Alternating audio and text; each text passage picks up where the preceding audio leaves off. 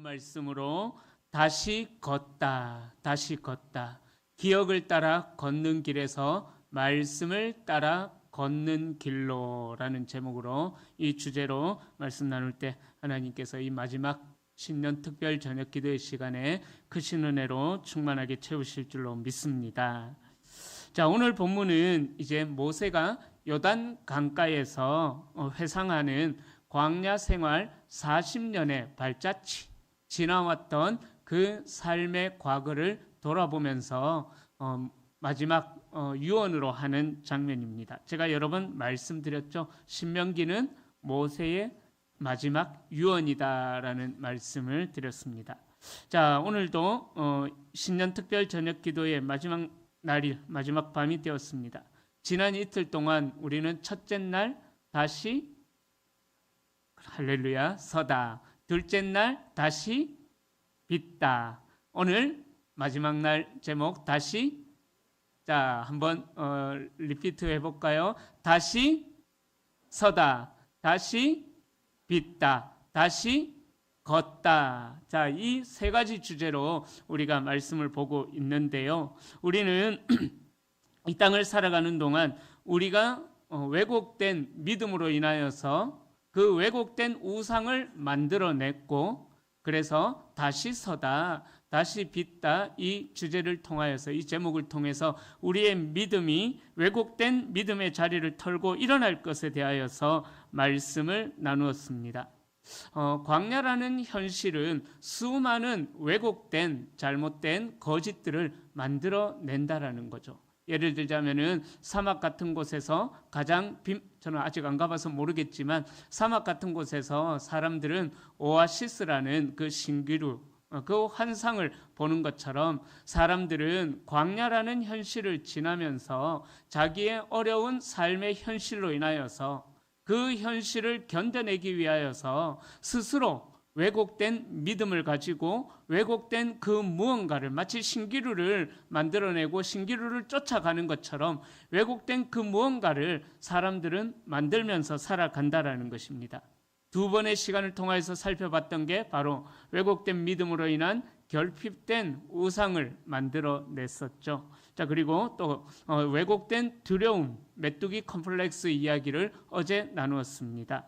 자, 광야를 지나면서 우리가 만들어낸 이 결핍이라는 우상, 또 두려움이라는 우상, 이 모든 것에서 우리가 일어날 것에 대하여서 말씀을 나눴는데요. 오늘 우리는 기도회를 마무리하면서 다시 걷다, 이제 그 모든 왜곡된 자리에서 일어나서 다시 한 번 더 하나님께서 기뻐하시는 자리로, 또 더 나아가서 사명의 자리로 다시 걸어가야 될 것에 대하여서 오늘 말씀을 나누고자 합니다. 자, 말씀드렸던 대로 오늘 함께 묵상할 이 신명기 말씀 전체는 모세의 마지막 유언과 같은 말씀입니다. 특별히 이 신명기 8장은 모세의 마지막 고별 설교, 이 땅을 떠나기 전에 광야 2세대들, 출애굽 2세대들이죠. 출애굽을 경험하지 못했던 출애굽 2세대, 3세대 그 이후의 세대들에게 고별로 설교하는 장면이 신명기 8장 말씀입니다. 이스라엘 백성들은 40년의 긴 광야 방랑을 마치고 이제 강만 건너면은 하나님께서 약속하신 그 약속의 땅 가나안으로 들어가게 됩니다. 출애굽 1세대는 다 죽고 이제 새로운 세대, 광야에서 태어났고 광야에서 자란 그 2세대 이후의 세대들에게 즉 가나안의 새로운 주인이 될 그들을 향해서 모세가 마지막으로 외치고 있는 말씀이 이 신명기 말씀이죠. 자, 이 광야 40년의 역사를 보면은 한편으로 다르게 보면은 실패의 역사처럼 느껴지기도 합니다. 또 방황의 역사처럼 느껴지기도 합니다. 그리고 죽음의 세월처럼 보여지는 것이 광야 40년의 생활입니다. 하지만 모세가 해석하는 광야 40년의 생활은 완전히 다르다라는 거예요. 세상적으로 볼 때, 세상의 기준과 세상의 가치와 세상의 시각으로 볼 때 그 40년의 광야 생활은 정말 너무나도 비참한 시간이다라고 해석할 수가 있겠지만은 그러나 모세는 인간의 기준과 인간의 가치로 관점으로 이 광야 생활 40년을 해석하지 않았다라는 사실입니다. 그래서 모세는 광야를 끝내 버텨낸 생존의 길이 아니라 바로 하나님의 입에서 나오는 말씀의 법을 의지하는 그 방법을 배우는 학교로 모세는 생각했다라는 것입니다. 다시 말씀드리자면은 이스라엘은 광야에서 길을 잃었던 것이 아닙니다. 오히려 그 메마른 땅을 방황하는 동안 하나님의 말씀이 인도하는 길, 하나님의 말씀을 따라가야 우리가 살 수 있다라는 그 진정한 생명의 길을 이 모세가 발견하고 신명기에서 마지막으로 너희들은 어떻게든 하나님의 말씀을 떠나지 말 것을, 하나님의 말씀을 지키며 그 말씀을 따라 살 것을 이야기하고 있습니다. 신명기 6장에 보면은 아주 대표적인 말씀이 나오는데 이 신명기 6장 말씀을 가지고 이야기하기를 이스라엘의 쉐마 교육이다라고 이야기해요. 너는 항상 말씀을 떠나지 말아라. 그 말씀을 미간에다 두고 하여튼 여기저기 다 두어가지고 요즘 말로 이야기하자면은 화장실에도 두고 안방에도 두고 거실에도 두고 TV 위에도 두고 하여튼 모든 곳에 하나님의 말씀을 둬가지고 늘 그 말씀이 내 눈에 보여져서 그 말씀이 원하는 삶을 살아가야 된다. 이것이 이스라엘의 쉐마 교육인데 바로 모세가 이야기하는 것이 바로 그런 말씀인 것입니다. 이스라엘은 광야 길을 지내는 동안 정말 살아날 수 있는 유일한 길, 하나님의 말씀이라는 그 길을 발견하게 되었던 것입니다. 자, 마찬가지로 우리도 2026년이라는 새로운 지평을 향해 발을 내딛는 저와 우리 성도님들에게도 동일한 질문이 주어집니다. 나는 여전히 과거의 상처와 아픔을 따라서 그 기억을 따라서 이 인생 길을 걸어가는 동안 하나님 앞에 원망하며 불평하며 걸어가고 있는가? 아니면 나를 이끄시는 하나님의 말씀을 붙들고 살아가고 있는가? 이 3일을 마무리하면서 저는 여러분들에게 이 질문을 드리고 싶습니다. 오늘 이 저녁에 과거의 상처와 기억에 발목 잡혀서 현실의 고난에 지친 우리들을 향해 들려주시는 하나님의 음성이 또 들려질 수 있는 은혜의 밤이 될 수 있기를 소망합니다. 그래서 우리의 발걸음이 그 이스라엘 백성들이 정말 실패처럼 여겨졌던 원망과 불평의 삶을 우리도 똑같이 반복하는 것이 아니라 우리가 하나님께서 함께 하시는 말씀의 길, 새로운 은혜의 길로 나아가고자 결단하는 귀한 도전의 시간이 될 수 있기를 축복합니다. 자, 첫 번째로 하나님께서는 모세를 통하여서 나를 낮추시고 시험하시는 광야 학교에 대하여서 말씀합니다. 자, 모세는 2절에서 광야 40년의 목적을 3가지 단어로 요약하고 있어요. 기억하라. 한번 따라할까요? 광야 40년의 목적을 3가지 단어로 요약하고 있는데 첫 번째로 기억하라. 낮추시며 시험하사. 예. 하나님께서는 이스라엘 백성들을 광야 학교를 통해서 기억할 것을, 그리고 낮추시는 것을, 그리고 시험하시는 것을 가르치셨습니다. 하나님께서 이스라엘을 광야로 이끄신 것은 그들이 길을 잘못 들었던 것도 아니고요, 또 하나님의 지도력이 부족해서도 아닌 것입니다. 그것은 철저히 계산된 하나님의 영적인 커리큘럼, 하나님의 교육 방식이었다라는 것입니다. 하나님은 그렇게 광야에서 그들을 낮추시는 것이죠. 자, 여기서 낮추다라는 히브리어 단어, 우리 경상도 단어에서 그런 단어가 있어요. 아나라는 단어. 예. 이 히브리어가 아나, 낮추다라는 단어가 아나라는 단어입니다. 자, 이 아나라는 단어는요, 단순히 겸손하게 만드는 그러한 단어가 아닙니다. 이 낮추다라는 단어에는요, 자책하다, 심하게 다루다, 고통을 주다, 강탈하다, 이런 부정적인 의미가 낮추다에 오늘 본문에 나오는 아나라는 이 단어에 많이 들어 있습니다.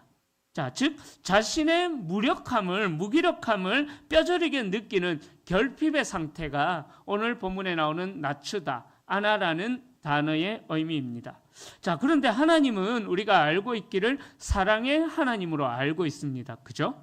그런데 하나님께서는 왜 하나님의 사랑하시는 백성들에게 자책할 정도로 심하게 다루시며 고통을 주시며 강탈할 정도로 그렇게 낮추시는 것일까요? 그것은 바로 우리의 마음속에 무엇가 들어있는지를 확인하기 위함이다라는 거예요. 자, 그래서 2절에 이어서 말씀하죠. 너의 마음이 어떠한지, 너가 그 명령을 지키는지 지키지 않는지 너를 낮추는 것을 통해서 시험하려고 하셨다라는 사실입니다. 사랑하는 성도님들, 광야를 지나는 이스라엘을 보면은요, 이 광야라는 것은 인간의 본성이 아주 적나라하게 드러나는 장소다라는 것을 알 수가 있습니다. 자, 이런 이스라엘의 모습은 우리에게도 마찬가지입니다. 우리가 원하는 것을 가졌을 때에는, 또 하나님께서 응답해 주셨을 때에는 우리의 신앙이 아주 좋아 보입니다. 그러나 원하는 것을 잃어버리고 기다림의 시간이 길어지는 동안 광야 한복판에 서게 되면은 우리의 마음은 두 갈래로 나뉘어지게 되는 거죠. 하나는 원망으로 인하여서 그 심령이 딱딱하게 돌처럼 굳어져 버리는 것이고요. 다른 하나는 자신의 한계를 인정하면서 하나님의 손길에 부드럽게 자신을 맡기는 반응으로 나타납니다. 딱딱하고 돌처럼 굳어진 마음으로 반응을 보이느냐, 광야 길을 지나는 동안, 아니면 나의 무기력함을 인정하고 하나님의 손에 내 인생을 맡길 것인가, 이 두 가지로 광야 길을 지나는 우리의 반응은 나타나게 되어 있는 것입니다. 그래서 하나님은 이스라엘을 40년 동안 이 광야의 공간에서 훈련시키셨다라는 거예요. 자, 그 훈련의 이유가 무엇이었습니까? 결정적인 원인. 하나님께서 어제 살펴봤죠? 가나안 땅이라는 그 하나님의 축복의 땅을 약속으로 주셨음에도 불구하고 10명의 정탐꾼들의 부정적인 보고로 인하여서 하나님을 원망하는 자리로까지 나아가 버렸지 않습니까? 자, 그래서 하나님은 이래서는 도저히 안 되겠다 싶어서 이스라엘 백성들을 그 광야에서 40년 동안 먹다 죽는 인생으로 아무 목적도 없이 아무 의미도 없이 죽기만을 기다린 시간으로 그렇게 흘려보내시면서 이 광야를 지나는 동안 너희들의 마음이 다시 나에게로 향하여 나올 것을 어떠한지 시험하시기 위함이었다라는 것입니다. 사랑하는 성도님들, 그래서 이 이스라엘 백성들이 광야 학교에서 배운 첫 번째 교훈은요, 내가 내 인생의 주인이 아니라 내 힘으로는 한 걸음도 뗄 수 없다라는 철저한 자기 부인을 배울 수밖에 없었던 것입니다. 광야는 바로 그런 무기력한 인간들에게 자기 혼자 힘으로 도저히 이 인생을 살아갈 수 없는 정말 무력한 이 인간들에게 하나님께서 직접 찾아오신 학교가 바로 이 광야라는 곳입니다. 인간이 자신의 힘으로는 모든 것을 해결할 수 있다고 믿는 화려함 속에서는요, 하나님의 음성이 들리지 않는 법입니다. 그러나 자신의 무능함을 절감하는 광야, 즉 낮아짐의 자리에 설 때 우리는 비로소 우리를 향한 하나님의 애끓는 사랑, 정말 우리를 하나님의 자녀답게 세우시려는 하나님의 그 애타는 사랑을 비로소 모든 것이 무너지는 광야에서 우리는 경험을 하게 된다는 것입니다. 우리가 부르는 찬송가 중에 그런 찬양이 있죠. 빈손 들고 앞에 가 십자가를 붙드네 의가 없는 자라도 도와주심 바라고 생명샘에 나가니 나를 씻어 주소서. 우리가 이렇게 부르는 찬송가의 가사처럼 이 광야에서 나는 아무것도 아니다라고 빈손 들고 하나님 앞에 나아갈 때에 그 세상을 의지하였던 우리의 그 마음들을 하나님께서 완전히 씻어버린다라는 사실입니다. 그래서 십자가만을 의지하게 만들어 버린다라는 사실입니다. 그러기에 이 광야라는 곳은요, 버려진 땅이 아니라 우리 인간의 모든 가식과 우리 인간의 모든 교만이 완전하게 씻겨지고 완전하게 벗겨지고 버려지는 공간이 이 광야라는 곳입니다. 그러니까 이 광야 학교에서 우리는 이것을 배우게 된다라는 사실입니다. 모든 교만이 벗겨진 채 하나님과 대면하는 장소, 그 거룩한 땅, 하나님의 임재를 경험하는 거룩한 땅이 광야가 된다라는 사실입니다. 사랑하는 성도님들, 여러분들의 삶을 괴롭히는 결핍은 과연 무엇입니까? 하나님은 그 결핍을 느끼며 힘들게 현실을 버텨내며 살아가고 있는 우리들에게 왜 즉각적으로 응답하지 않으시고 그 결핍이라는 부족함이라는 아무것도 풀 한 포기 물 한 모금 나지 않는 그 결핍의 장소 광야에 오랫동안 머물게 하시는 것일까요? 그것은요, 우리를 미워해서가 아니라 오히려 우리를 낮추셔서 하나님 한 분만으로 나는 충분합니다. 하나님 외에 나는 아무것도 필요 없습니다. 진짜 신앙의 본질을 가르치기 위해서 하나님은 우리를 일부러 그 결핍의 장소로 몰아넣기도 하신다라는 사실입니다. 어제 말씀드렸던 것처럼 용광로의 불은 금을 파괴하는 것이 아니라 금 속에 섞인 불순물을 태워서 오히려 더 정금으로 만들어내는 것처럼 하나님께서는 이 광야라는 현실을 지나는 우리들에게 모든 불순물을 태우셔서 하나님의 백성다운 합당한 하나님의 자녀로 세워질 것을 가르치기 위하여서 때로는 우리에게 결핍도 허락하시고 또 어려움도 허락하신다라는 것이죠. 그러기에 사랑하는 성도님들, 광야와 같은 그 어려운 현실을 지날 때에 절대로 절망하지 마십시오. 포기하지 마십시오. 하나님께서는 반드시 그 광야라는 시간을 통하여서 우리의 믿음을 정금과 같이 순전한 믿음으로 세워주시는 줄로 믿습니다. 그러기에 이 광야에서의 낮아짐은 실패가 아니라 하나님이 우리의 영혼에 세상을 의지하는 그 불순물을 제거하시는 거룩한 재련의 과정, 연단의 과정인 것입니다. 그러기에 광야를 지나면서 원망하며 걷지 마십시오. 대신 그 길에서 나를 낮추어서 찾아오시는 하나님의 손길을 기억하시면서 내 자아가 죽고 하나님의 통치를 경험하는 그 은혜를 구하시기를 바랍니다. 하나님은 광야 학교라는 이 어려운 학교지만은 이 광야 학교라는 이 커리큘럼을 열어놓으시고 저와 여러분들을 초대하고 계십니다. 그 학교에서 A+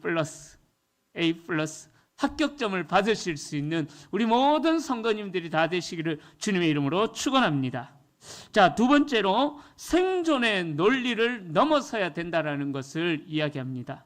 즉, 떡의 기억에서 말씀의 기억으로, 말씀의 길로 나아갈 것을 이야기합니다. 자, 오늘 우리가 읽었던 이 본문 3절은요, 성경 전체에서 가장 중요한 영적인 선포를 담고 있습니다. 3절에 보면 이렇게 말씀하죠. 중간쯤부터 보면은요, 사람이 떡으로만 사는 것이 아니요 하나님 여호와 입에서 나오는 모든 말씀으로 사는 줄을 내가 알게 하려 하심이라. 그렇죠? 자, 이 말씀은 이스라엘이 40년 광야 생활을 통해 반드시 A+를 받아야만 했던, 그래야지만 졸업이 가능했던 핵심 과목이었습니다. 광야는요, 떡이 없는 곳이죠.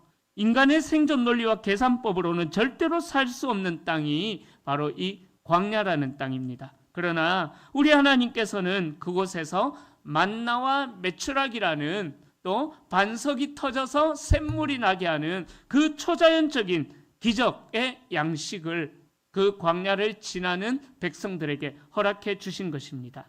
그러기에 하나님께서 주신 그 만나는요, 단순히 육신의 배를 채우는 양식 수준이 아니었습니다. 그것은 하나님이 말씀하시면은 광야에서도 떡이 나온다. 하나님이 말씀하시면은 메마른 그 땅에서도 샘물이 터져 나온다. 그러한 사실을 매일 아침마다 또 때마다 순간마다 말씀하시는 하나님의 말씀의 증거, 하나님의 살아계심의 증거였던 것입니다. 프랑스의 신학자이자 사회학자인 자크 엘릴이라는 분이 있는데 그분이 세상 속의 그리스도인이라는 책을 쓰셨는데요. 그 책에 보면은 현대 사회를 기술적 논리가 지배하는 세상으로 정의를 내리고 있다라고 진단합니다. 자, 기술적 논리가 뭘까요? 바로 효율성과 생존, 그리고 물질적인 풍요만을 최고의 가치로 여기는 그러한 태도인 것입니다. 이 자크 엘릴은 그리스도인이 이 떡의 논리, 이 기술적인 논리에 매몰될 때에 하나님의 말씀을 실제로 살아있는 말씀으로 경험하지 못하고 관념적인 지식으로 전락시켜버린다. 하나님의 말씀은 살아있고 운동력이 있어 심령과 골수와 관절을 쪼개고 그렇게 우리를 새롭게 하시는데 이 세상의 가치, 기술적인 논리에 지배가 되어져 버리면은 하나님의 말씀이 그냥 흰 것은 종이요 까만 것은 글자로만 남아 있다라고 이야기하고 있는 것이죠. 바로 광야는 이 기술적인 논리, 떡의 논리를 해체하는 작업이 광야의 작업입니다.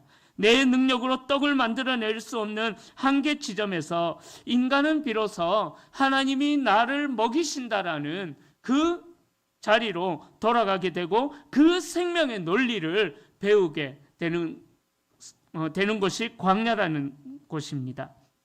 자, 이 자크 엘릴은 우리가 세상의 방식보다 하나님의 방식으로 존재할 때 비로소 이 광야 같은 세상 속에서 진정한 자유를 누릴 수 있다라고 그 책에서 이야기를 합니다. 세상은 우리에게 끊임없이 떡의 위기로 경고할 것입니다. 세상이 발전하면 발전할수록 우리에게 이 떡의 위기는 심각한 문제로 닥쳐올 것입니다. 경제적인 불황, 또 이 세상 자연이 메말라감으로 인하여서 자원의 고갈들, 또 불확실한 미래가 우리를 위협하면서 우리에게 늘 경고해요. 말씀보다 떡이 먼저다. 세상이 먼저다. 늘 우리에게 경고합니다. 그러나 우리 성도는 환경의 기억을 따라 걷는 자들이 되어서는 안 되는 것입니다. 우리는 그러한 환경에 따라 걷는 자들이 아닙니다. 우리는 어제 베푸신 은혜의 기억을 넘어서서 오늘 나에게 선포하시는 일용할 양식, 바로 그 선포되는 하나님의 약속을 우리의 앞길에 지팡이 삼아서 우리는 걸어가야만 하는 것입니다. 우리는 그런 자들이 되어야 된다는 거예요. 이스라엘이 그 광야 생활을 40년 동안 버텼던 이유가 무엇입니까? 떡이 많아서 버틸 수가 있었을까요? 아니죠. 그들을 먹이시고 지키시겠다라는 하나님의 약속이 있었기에 이스라엘 백성들은 그 광야에서 생명을 유지할 수가 있었던 것입니다. 하루 이틀이 아니라 1, 2년이 아니라 무려 40년을 하나님의 지키심과 보호하심이 있었기에 그 광야 생활을 지날 수가 있었던 것입니다. 우리의 인생을 책임지는 것은요, 우리의 지갑이나 우리의 어떤 과학 기술이 아니라 바로 내가 너와 함께하리라 말씀하신 하나님의 영원한 말씀임을 오늘 이 밤에 붙잡을 수 있기를 축복합니다. 이 말씀을 다시 한 번 더 마음에 새기셔서 우리의 이 광야 같은 인생길이 하나님의 말씀을 따라서 하나님의 인도하심을 따라서 하루하루 걸어가시는 우리 성도님들이 될 수 있기를 축복합니다. 말씀을 따라 걷는 자에게는 광야라고 할지라도 이미 그 광야가 하나님의 약속의 땅으로 변하게 될 줄로 믿습니다. 말씀을 따라 걷는 자들은 비록 내 눈에 아무것도 보여지는 것이 없고 내 손에 쥐어지는 것이 하나도 없다고 할지라도 그 고난의 현실이 하나님의 약속의 땅인 줄로 믿습니다. 그 은혜가 우리 성도님들에게 누려질 수 있기를 축복합니다. 자, 마지막 세 번째로 동행하시는 아버지의 마음에 대하여서 징계 너머에 있는 사랑의 목적을 말씀하고 있습니다. 마지막으로 모세는 하나님과 이스라엘의 관계를 부모와 자녀와의 관계로 정의하면서 이스라엘 백성들에게 위로를 전하고 있습니다. 5절입니다. 너는 사람이 그 아들을 징계함 같이 내 하나님 여호와께서 너를 징계하시는 줄 마음에 생각하고. 자, 이 말씀이 우리에게 큰 위로를 줍니다.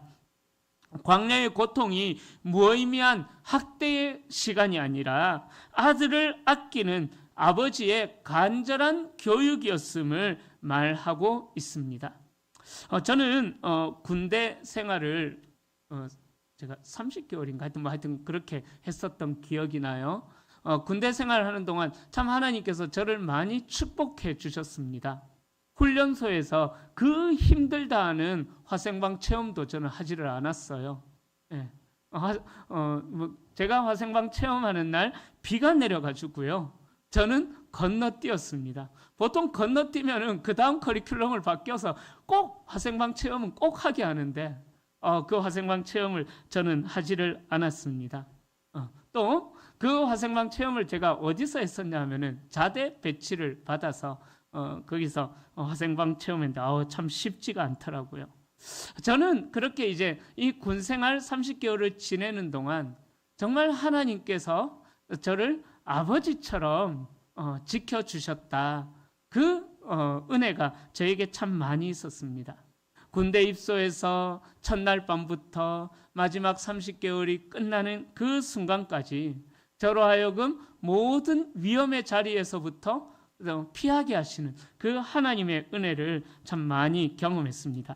제가 군 생활을 곱게 했을까요? 아니면은 하여튼 고문관처럼 했을까요?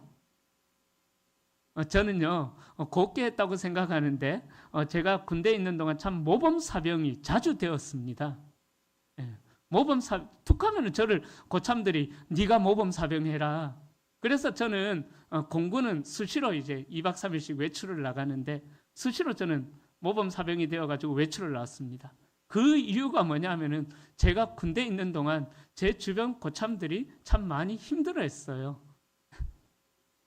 왜 힘들어했냐면은 이제 어떤 이제 장비 테스트를 하다가 제가 한 번씩 고장을 냅니다. 제가 호기심이 굉장히 많았거든요. 제가 발칸포를 운영했었는데 제가 운전병으로 군대 갔지만 핸들 한번 못 잡아보고 포에 기름칠만 하다가 제대를 했었는데요. 발칸포 운영을 했어요. 발칸포에는 레이더라는 게 달려 있어요. 비행기가 쭉 날아가면은 그 비행기를에다가 레이더를 쏴가지고 예상 요격 지점으로 포가 미리 이동을 해서 거기에다가 포탄을 쌓아놓는 그런 게 있는데 제가 호기심이 너무 많아가지고 민항기 그때 아시아나였나 하여튼 칼기였나 그게 쭉 날아가는데 거기에다가 레이더를 한번 쏴봤는데 얘가 갑자기 포가 너무 가까운 거리에 있다 보니 포가 웽 하면서 돌아가지고 그 2억짜리가 넘는 포가 고장이 나버렸어요. 이유는 몰라. 왜 고장 났는지 아무도 모르고 저만 알고 있는 그 이유. 또 하여튼 그 사고로 인하여서 우리 내무반이 전체가 하여튼 완전 군장하고 연병장을 뛰는 사건도 일어나고 또 당시 공군 준장이었어요. 제가 K2에서 근무했었는데 준장이 들어왔는데 맨날 짝대기만 보다가 짝대기 1병, 2병, 3병 이런 짝대기만 보다가 별단 사람이 들어오니까 순간 그 정말 한 30년이 흐른 듯한 3초의 시간 그 별을 보는 순간 저게 뭐였더라 많이 봤는데 생각이 안 나는 거예요. 그래서 30년이 흐른 듯한 3초의 시간이 지나고 나서 제가 이렇게 이야기했습니다. 제가 근무했던 그 공군 K2는요, 일반인들도 같이 거주를 했었거든요. 대단지 관사가 있었어요. 그러니까 일반인들도 쉽게 보는 곳이었습니다. 그래서 제가 그 30년이 흐른 듯한 3초의 시간이 지난 다음에 그 공군 준장을 향해서 이렇게 이야기했습니다. 어떻게 오셨습니까? 여기는 민간인 출입이 제한되는 지역입니다. 당장 나가 주십시오. 문을 쾅 닫고 나가더니만은 한 10초 흘렀을까? 내무실로 전화가 왔습니다. 막상 차례! 제가 욕이란 욕은 그때 전화로 얼마나 많이 들은지 당장 튀어와! 입양 박상 차례! 예, 알겠습니다. 그래서 그 사건으로 인하여서 고참이 저를 잘못 가르쳤다라는 이유로 또 완전분장을 하고 한 달 동안 일과 시간 내내 연병장을 돌았던 기억이 납니다. 그러다 보니까는 하나님의 은혜와 지키심에 보호하심 아래 제가 자주 모범 사병이 되었어요. 너는 나가라. 너는 나가라. 제가 웃자고 드린 이야기입니다. 실제 사실이지만 웃자고 드린 이야기입니다. 사랑하는 성도님들, 제가 우스갯소리로 이 이야기를 했지만은요, 우리 하나님은요, 우리의 모든 삶 속에서 우리로 하여금 늘 하나님께서 기뻐하시고 우리에게 주시는 평안의 길로 저와 여러분들을 인도해 가신다라는 사실입니다.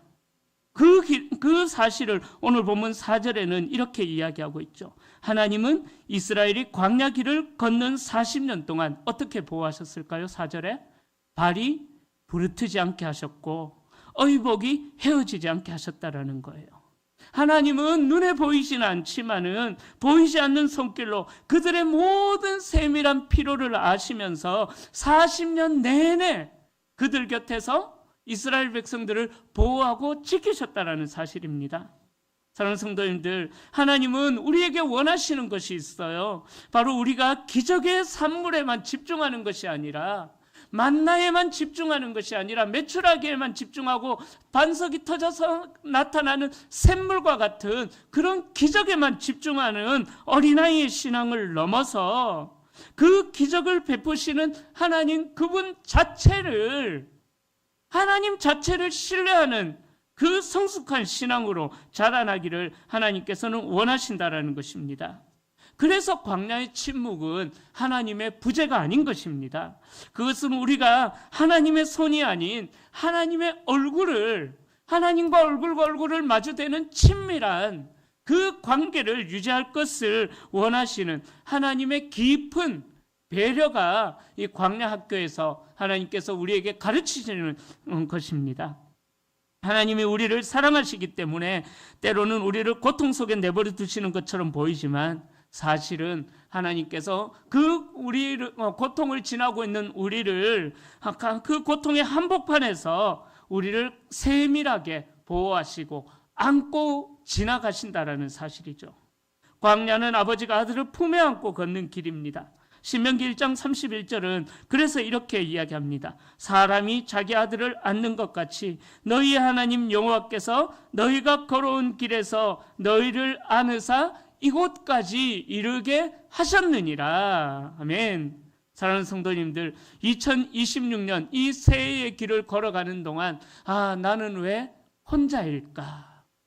이런 생각들을 하지 마십시오. 절대로 혼자 걷는 것이 아닙니다. 우리가 눈물 흘리며 걷는 그 골짜기에 하나님의 발자국이 여러분들의 광야 같은 그 삶 속에 이미 함께 하시는 하나님의 발자국이 선명하게 찍혀 있는 줄로 믿습니다.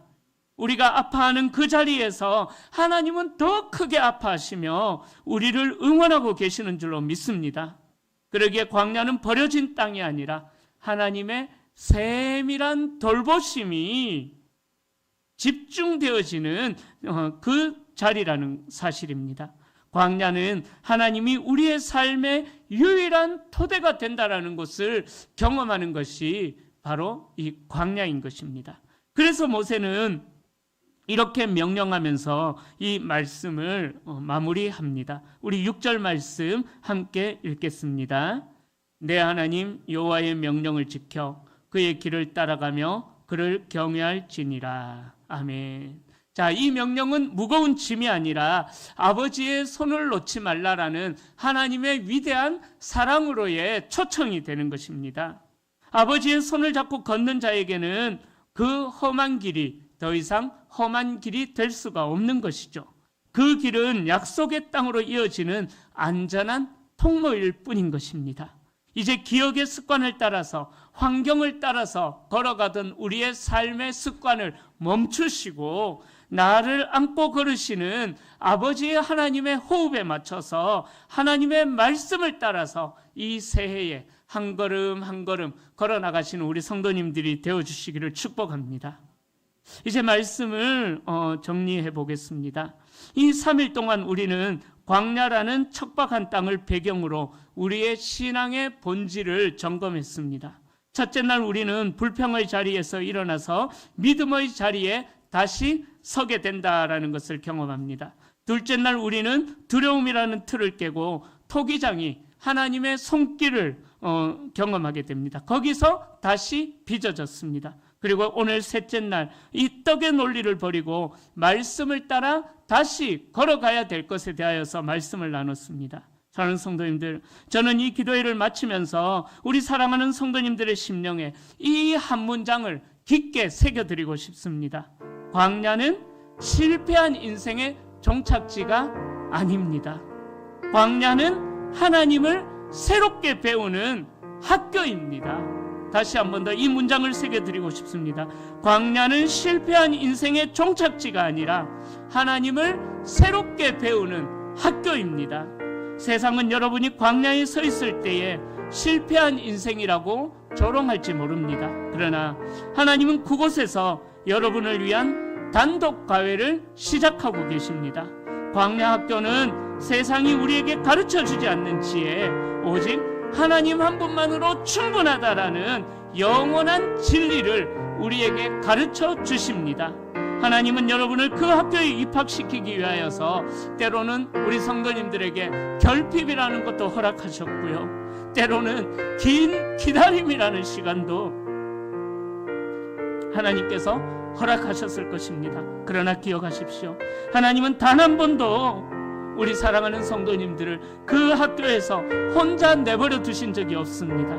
혹시 현실의 고난 속에서 지치고 상한 마음으로 이 자리에 오신 분이 있다면 얼마나 고단하셨습니까? 힘내십시오. 힘내십시오. 남 모르는 눈물로 밤을 지새웠던 여러분들의 사정을 우리 주님이 다 아시는 줄로 믿습니다. 오늘 그 주님께서 여러분들의 어깨를 토닥이면서 이렇게 말씀하십니다.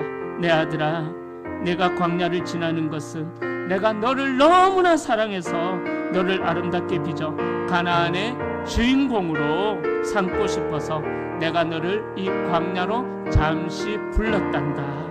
이제 이 광야에서 내 손을 잡고 다시 걸어가자꾸나. 이 말씀을 해주시는 줄로 믿습니다. 이제 오늘 이 3일간의 집회를 마무리하면서 찬양을 한 곡 또 들어보겠습니다. 광야를 지나며라는 찬양인데요, 우리 현동원 집사님 나오셔서 찬양으로 은혜를 나누겠습니다.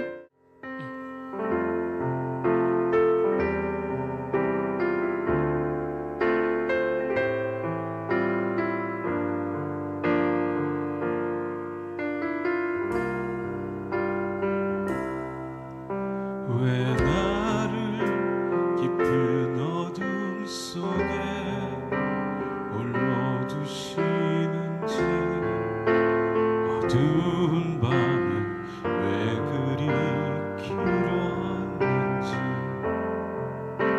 나를 어록서게 나를 낮아지게 세상 어디도 기댈 곳이 없게 하셨네.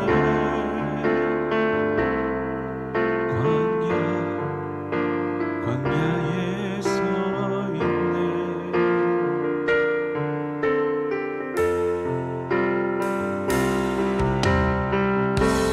주님만 내 도움이 되시고 주님만 내 빛이 되시는, 주님만 내 친구 되시는 광야. 주님 손 놓고는 단 하루도 살 수 없는 곳 광야. 광야에 서 있네.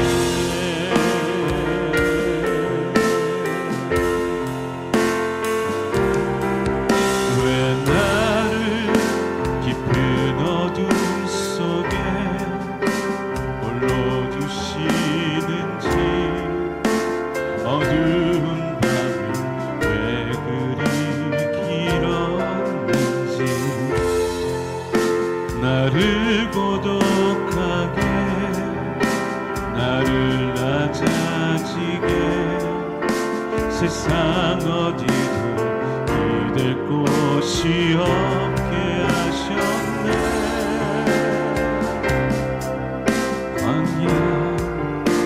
광야에 서 있네.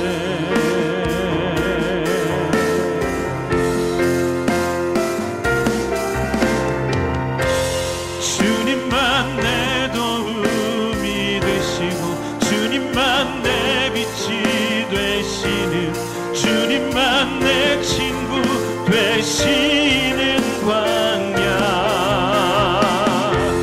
주님 손 놓고는 단 하루도 살 수 없는 곳 광야.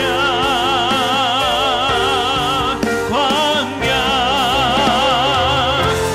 주께서 나를 사용하시려 나를 더 정결케 하시려 나를 택하여 보내신 그곳 광야. 성령이 내 영을 다시 태어나게 하는 곳 광야. 광야에 서 있네.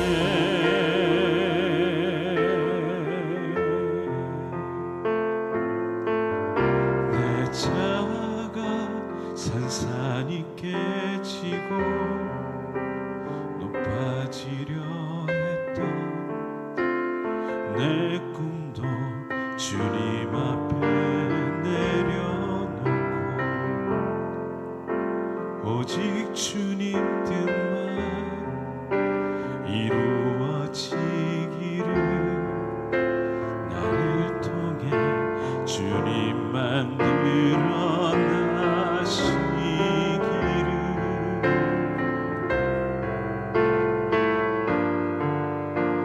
광야를 지나며.